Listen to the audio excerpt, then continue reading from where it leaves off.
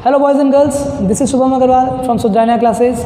और आज हम लोग पढ़ने वाले हैं अकाउंटेंसी के बेसिक्स को, जिसका आज होने वाला है लेक्चर नंबर 3। पिछले वीडियो में हम लोगों ने एसेट्स सीखा था, गुड्स सीखा था। अच्छा बताओ ना मेरे को, एसेट्स क्या होता है बाबू?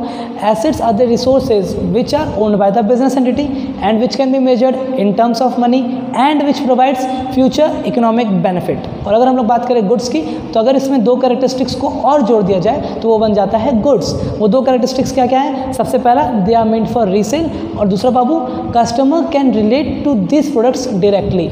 आई होप आपको सब कुछ याद आ गया होगा। तो चलिए आज हम लोग स्टोरी को आगे ले जाते हैं और कुछ नए टर्म्स को सीखते हैं, ठीक है ना। टॉपिक वही है हमारा बेसिक अकाउंटिंग टर्म्स। आप नंबर देख लेना, कौन सा नेक्स्ट नंबर है आपके नोट्स कॉपी में, उसको लिख देना, ठीक है। चलो बताओ, हमारे बिजनेसमैन ने क्या किया था? एक रेस्टोरेंट खोला था, है ना। उस रेस्टोरेंट का नाम क्या था बताओ ना मेरे को? Green chilli. क्या नाम रखा था हमने? देख लेना, green chilli, lemon chilli, blue chilli, जो भी रखा था हमने। रेस्टोरेंट का नाम क्या बताओ? Green chilli. कितना रुपये लगाया था?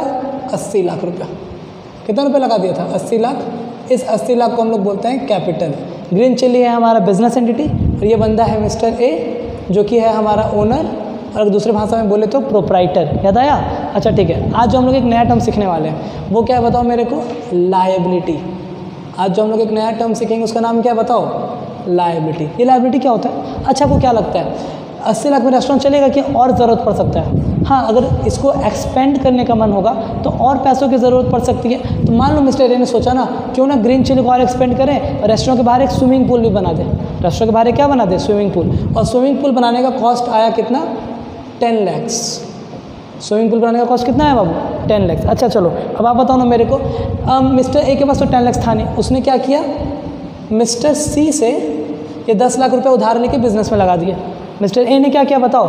10 लाख रुपये उधार लिया किससे? सी से, और कहाँ इन्वेस्ट कर दिया? बिजनेस में। सबसे पहला क्वेश्चन बताओ, कल को ग्रीन चिल्ली को मिस्टर सी को पैसा वापस करना होगा कि नहीं? करना होगा। कितना वापस करना होगा? 10 लाख। यही 10 लाख क्या कहलाता है बाबू?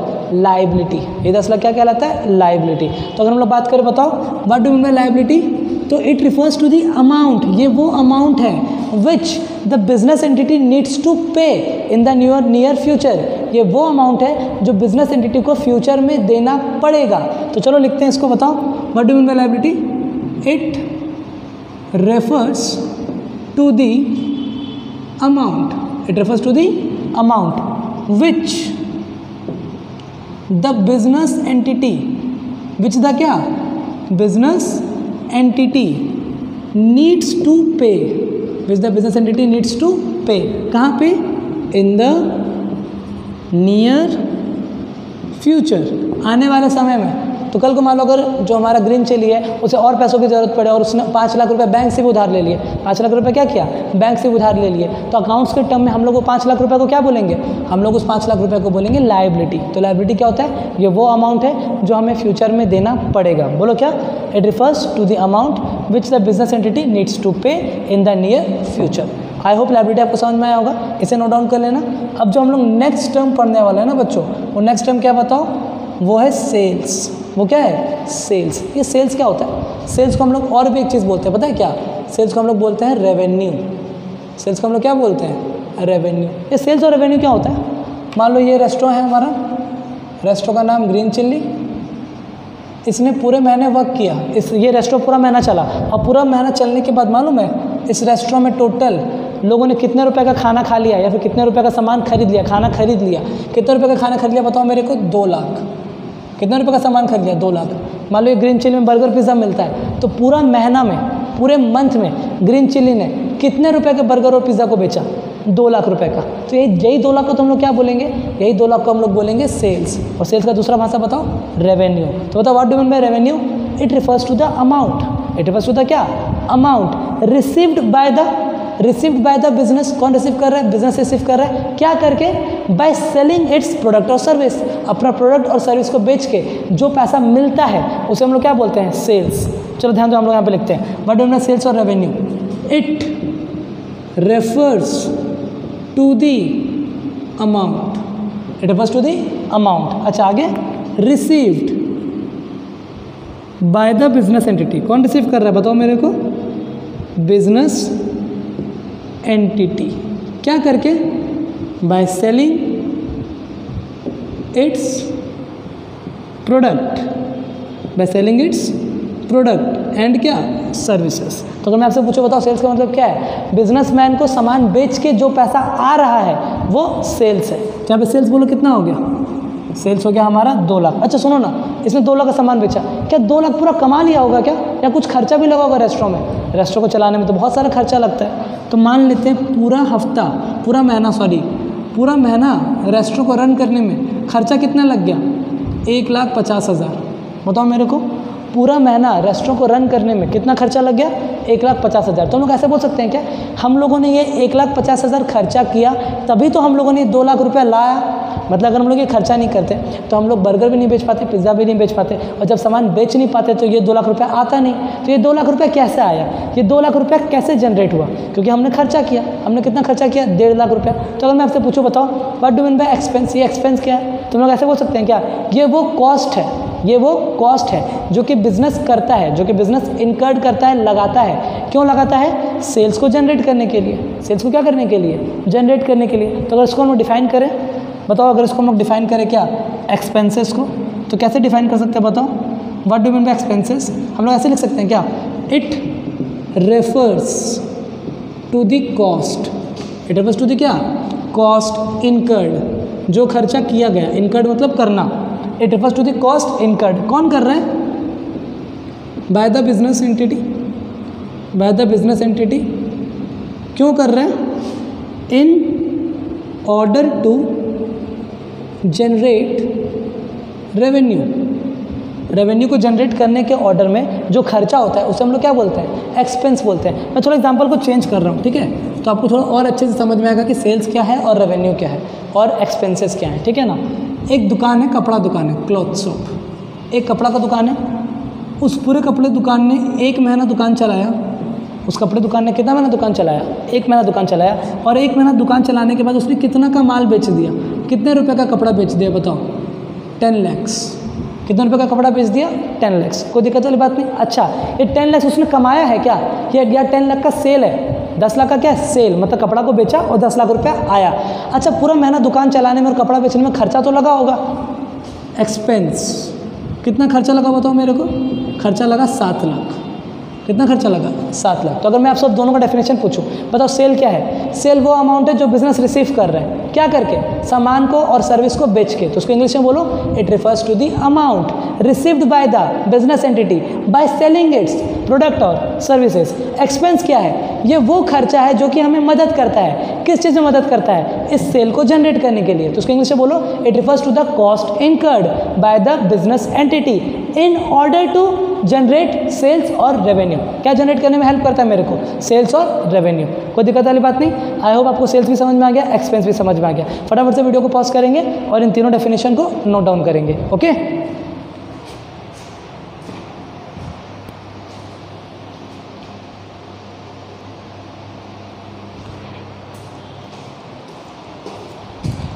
चलो बच्चों, आप लोगों ने सेल्स भी सीख लिया, एक्सपेंस भी सीख लिया। अच्छा एक चीज़ बताओ ना, अगर वो कपड़ा दुकान वाला 10 लाख का सामान बेच रहा है और 10 लाख का सामान बेचने में 7 लाख रुपया खर्चा हो रहा है, तो उसका प्रॉफिट कितना होगा।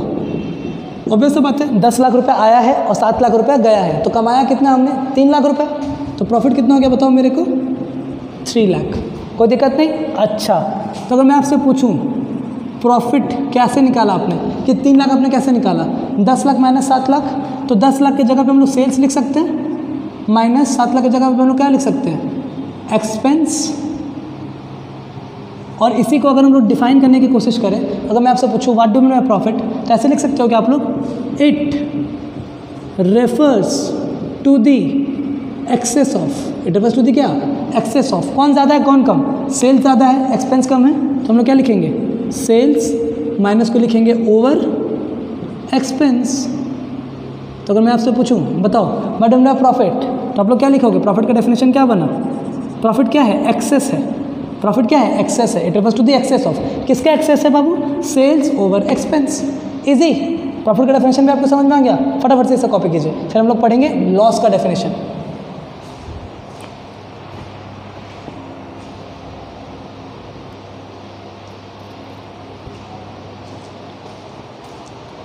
चलो बच्चों, लॉस का डेफिनेशन सीखते हैं। उसके लिए मुझे एग्जांपल को चेंज करना होगा। हमने कितना का कपड़ा बेचा था, 10 लाख, और 10 लाख के कपड़े को बेचने में हमारा खर्चा कितना हो गया? 12 लाख। कितना खर्चा हो गया? 12 लाख। अच्छा, फ़ायदा हुआ या नुकसान? 10 लाख आया है, 12 लाख गया है, तो इस बार तो नुकसान हो गया, लॉस। कितने रुपए का लॉस? 2 लाख का लॉस। तो चलो बताओ मेरे को कैसे लिखेंगे हम लोग? लॉस का डेफिनेशन क्या बनेगा बताओ तो मेरे को। लॉस कितना है? 2 लाख। 2 लाख कैसे निकाला आपने? 12 लाख माइनस 10 लाख। तो 12 लाख की जगह पे लिखेंगे हम लोग एक्सपेंसेस माइनस 10 लाख की जगह पे लिखेंगे हम लोग सेल्स। इजी। तो चलिए इसको डिफाइन करते हैं। What do mean by loss? क्या लिखेंगे बताओ? It refers to the excess of. It refers to the क्या? Excess of. इस बार कौन ज़्यादा कौन कम? एक्सपेंस ज़्यादा सेल्स कम, तो एक्सपेंस ओवर सेल्स। ये हो गया आपका लॉस का डेफिनेशन। फटाफट से वीडियो को करेंगे पॉज और इसे करेंगे कॉपी।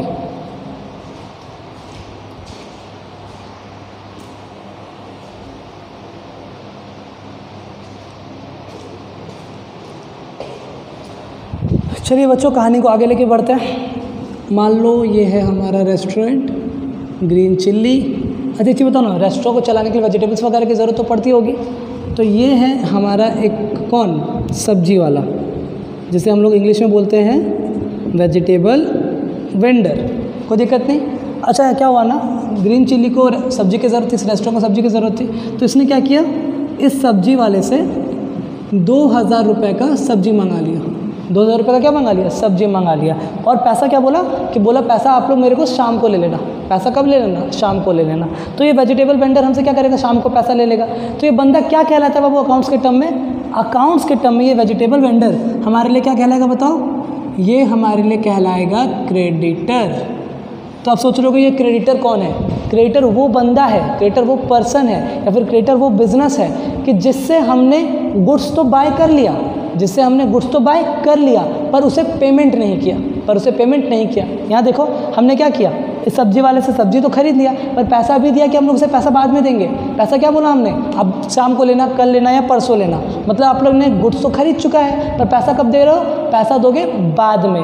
इसी को हम लोग क्या बोलते हैं? क्रेडिटर बोलते हैं। तो कोई अगर आपसे पूछे बताओ what do mean bye creditor, creditor कौन है, तो आप लोग क्या लिखोगे बताओ मेरे को? चलो हम लोग डिफाइन करते हैं इसे, ठीक है। हम लोग लिखेंगे it refers to the person. ये वो बंदा है या फिर बिजनेस एंटिटी है ना, या फिर बिजनेस एंटिटी। ये वो बंदा है या फिर ये वो बिजनेस एंटिटी है। It refers to the person और बिजनेस एंटिटी फ्रॉम होम, जिससे हम लोगों ने गुड्स खरीद लिया है ना। From home goods have been bought. From home goods have been bought, जिससे हमने क्या कर लिया? गुड्स खरीद लिया। पर पैसा दिया कि नहीं दिया? पर पैसा तो नहीं दिया, पैसा तो बाद में देंगे हम लोग। देखो वही लिखा हुआ है from home goods have been bought, but payment हुआ कि नहीं? पेमेंट तो नहीं हुआ ना। But payment haven't made yet, but payment haven't made yet. तो कोई अभी अगर आपसे पूछे बताओ क्रेडिटर कौन, तो आप लोग क्या बोलोगे? क्रेडिटर वो बंदा है जिससे हम लोगों ने गुड्स तो खरीद लिया पर हम लोगों ने उसे पैसा नहीं दिया। हम लोग उसे पैसा कब देंगे? पैसा बाद में देंगे। अच्छा एक चीज़ बताओ ना, जिसको पैसा बाद में देते हैं उसे तो लायबिलिटी बोलते हैं। उसे क्या बोलते हैं? लायबिलिटी। तो अब वो क्रेडिटर किसके अंदर फॉल करता है? क्रेडिटर फॉल करता है लायबिलिटी के अंदर। तो आप लोग एक तरह से ब्रैकेट ओपन करोगे और यहाँ पे लिखोगे क्या? Creditor falls under the liability. मतलब लायबिलिटी एक ब्रॉड टर्म है, क्रेडिटर एक नैरो टर्म है। लायबिलिटी क्या? जिसको भी आपको पैसा कल को लौटाना है वो आपके लिए लायबिलिटी है। जिसको भी आपको कल को पैसा लौटाना है वो आपके लिए क्या है? लायबिलिटी। क्रेडिटर कौन है आपके लिए? क्रेडिटर वो है कि जिससे आपने गुड्स खरीद लिया पर पैसा आप लोग उसको बाद में दोगे। आ गया समझ में? Creditor is a narrow term and liability is a broad term. What do mean creditor? जिससे गुड्स तो खरीद लिया, from home goods have been bought, पर पैसा तो बाद में देंगे, but payment haven't made yet. I hope आपको एग्जांपल समझ में आया होगा। फटाफट से वीडियो को करेंगे पॉज और क्रेडिटर को करेंगे कॉपी।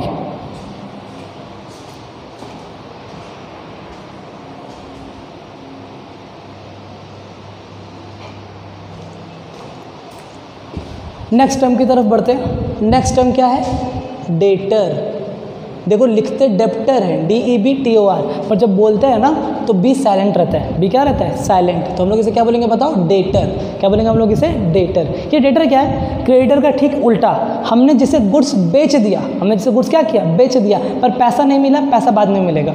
और ऐसे समझो, ये हमारा रेस्टोरेंट ग्रीन चिल्ली, ये एक बंदा है मिस्टर ए। मिस्टर ए कौन है? मिस्टर ए रोज़ हमारे रेस्टोरेंट में आके खाना खाता है। तो एक रात मिस्टर ए आया और उसने हमारे रेस्टोरेंट में कितना का खाना खा लिया? 5,000 रुपये का। कितना का खाना खा लिया?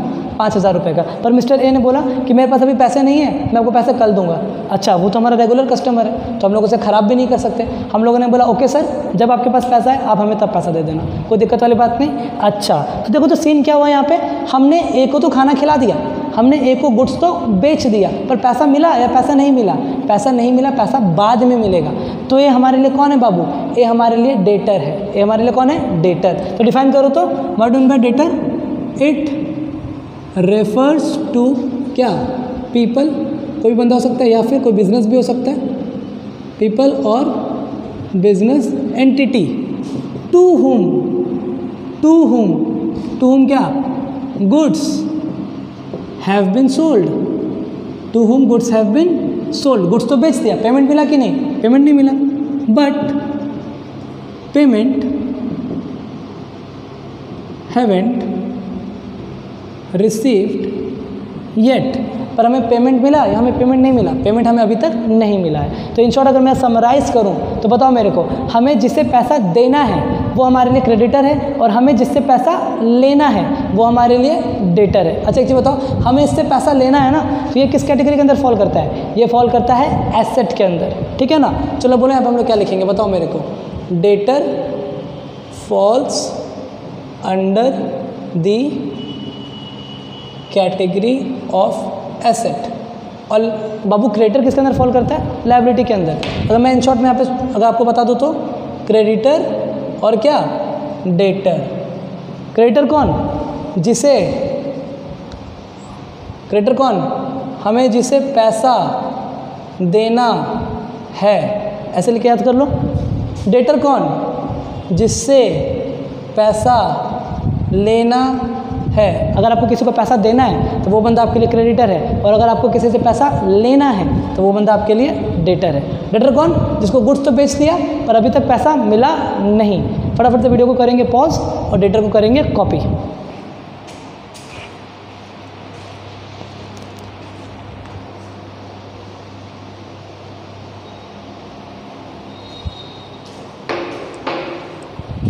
एक लास्ट टर्म बच गया बच्चों, चलो हम लोग उसे कवर करके इस वीडियो को एंड करते हैं, ठीक है। लास्ट टर्म हमारा क्या बच गया बताओ मेरे को? स्टॉक। ये स्टॉक क्या होता है? बहुत बार आपने, जब भी आप बहुत बार दुकान में शॉपिंग करने जाते होगे तो आप दुकानदार से बोलते हो कि भैया ये वाला सामान है। दुकानदार क्या बोलता है? बाबू अभी स्टॉक नहीं है, अभी स्टॉक खत्म हो रखा है। तो स्टॉक है क्या? जब भी हम लोग गुड्स को क्या करते हैं ना, मेजर करते हैं। जब भी हम लोग गुड्स को क्या करते हैं? मेजर करते हैं किसी भी पॉइंट ऑफ टाइम पे, उसे हम लोग क्या बोलते हैं? स्टॉक बोलते हैं। तो अगर हम लोग उसे डिफाइन करना है तो कैसे डिफाइन करेंगे बताओ? तो इट रिफर्स टू क्या? Measure of goods. जब हम लोग गुड्स को क्या करते हैं? मेजर करते हैं एट किसी भी टाइम पे, एनी पॉइंट ऑफ टाइम। मतलब अगर आप अभी बिजनेस में अपने दुकान पे जाओ और दुकान में जाके गिन लो कि आपके पास कितना स्टॉक्स है, कितना गुड्स पड़ा हुआ है, तो उसे हम लोग क्या बोलेंगे? उसे हम लोग बोलेंगे स्टॉक। आई होप आज का ये वीडियो आपको समझ में आया होगा। नेक्स्ट वीडियो में हम लोग क्या स्टार्ट करने वाले हैं? नेक्स्ट वीडियो में हम लोग स्टार्ट करने वाले हैं golden rule of accountancy. Okay, thank you.